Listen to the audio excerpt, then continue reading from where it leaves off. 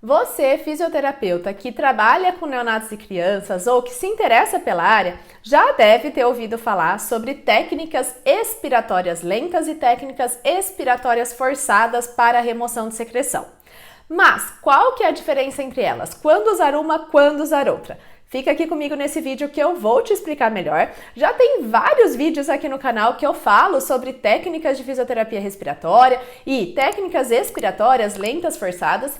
Nesse vídeo eu quero te explicar quando usar uma ou quando usar outra. É claro que nesses grandes grupos, técnicas expiratórias lentas, eu tenho várias técnicas como ELPR, AF lenta, drenagem autógena assistida, Eltigol, enfim.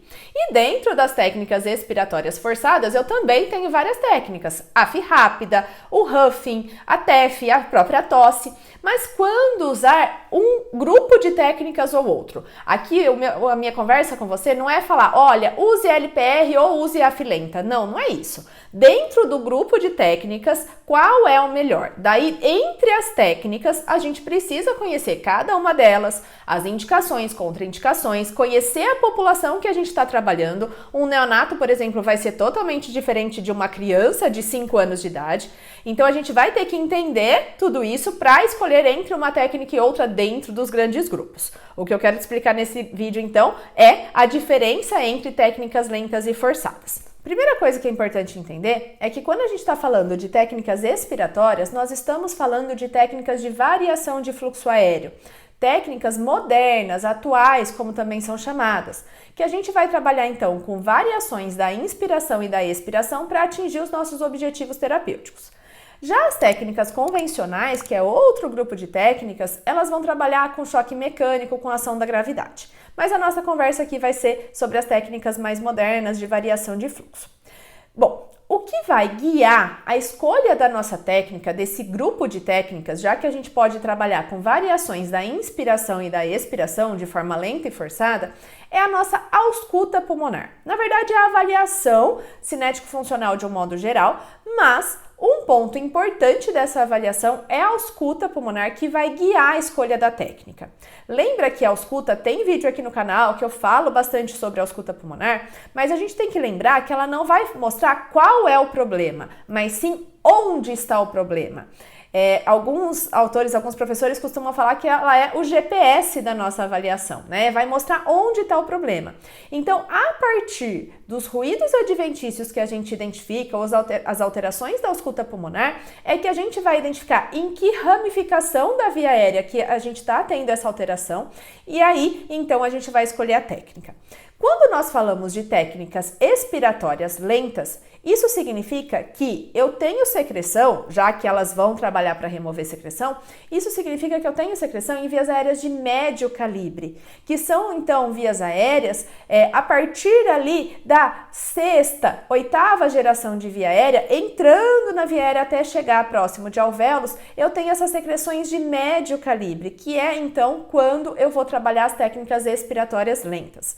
Já as técnicas expiratórias forçadas, eu vou identificar na minha ausculta pulmonar que o problema está em via aérea mais proximal, vias aéreas de grande calibre. Eu tenho então ali brônquios principais, brônquios lobares, essas vias aéreas de maior calibre, e aí com uma técnica expiratória forçada eu vou conseguir eliminar essa secreção. Qual é o princípio, então, desse racional? Por que usar técnicas lentas quando eu estou falando de vias aéreas mais distais, mais periféricas, e técnicas forçadas quando a gente está falando de técnicas mais proximais? Vou usar aqui uma bexiga para tentar explicar para vocês, mas eu costumo dar o exemplo com um tubo de pasta de dente. Se eu apertar o tubo de pasta de dente no meio, eu vou conseguir eliminar a secreção que está mais proximal. Da mesma forma, imagina que aqui é meu pulmão, ali dentro eu tenho as vias aéreas que eu estou trabalhando com essa variação de fluxo. Se eu faço uma técnica forçada, expiratória forçada, eu gero um ponto de igual pressão mais proximal. Ponto de igual pressão é o momento que eu não tenho mais fluxo acontecendo, porque a pressão dentro e fora dos alvéolos está igual. Para existir fluxo, eu preciso ter diferença de pressão, certo? Ponto de igual pressão, então, eu não tenho essa diferença de pressão, eu não vou ter mais fluxo saindo. Isso significa que, se ele aconteceu de forma mais proximal, toda a secreção que estava dele para trás ficou retida.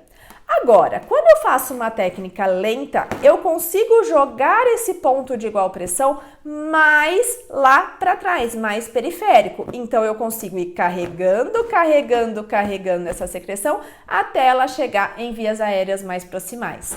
Esse ponto de igual pressão, então, nas técnicas lentas vai acontecer mais distalmente e eu consigo, então, carregar essa secreção que estava lá em vias aéreas mais periféricas, de médio calibre, e não só essas que estão mais proximal, que é o que eu consigo quando eu faço as minhas técnicas expiratórias forçadas, certo? Então, o que explica escolher uma e escolher a outra é a ausculta pulmonar e esse ponto de igual pressão que vai ser gerado mais proximal ou mais periférico, para assim eu conseguir carregar a secreção em diferentes regiões da via aérea.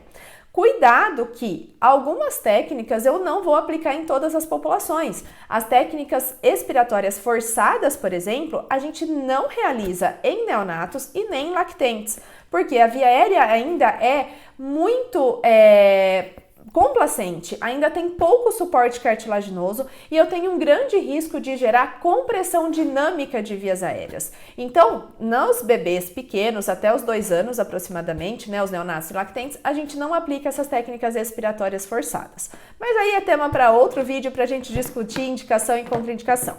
Então veja que nesse vídeo eu quis explicar para vocês a diferença dos 2 grandes grupos, técnicas expiratórias lentas e expiratórias forçadas para a remoção de secreção de bebês e crianças. Resumindo tudo o que a gente conversou, eu uso uma técnica expiratória lenta quando a secreção está lá em vias aéreas de médio calibre, secreção mais periférica, que o ponto de igual pressão vai ser gerado mais distalmente na via aérea e eu consigo carregar essa secreção em direção às vias aéreas mais proximais até ela ser eliminada.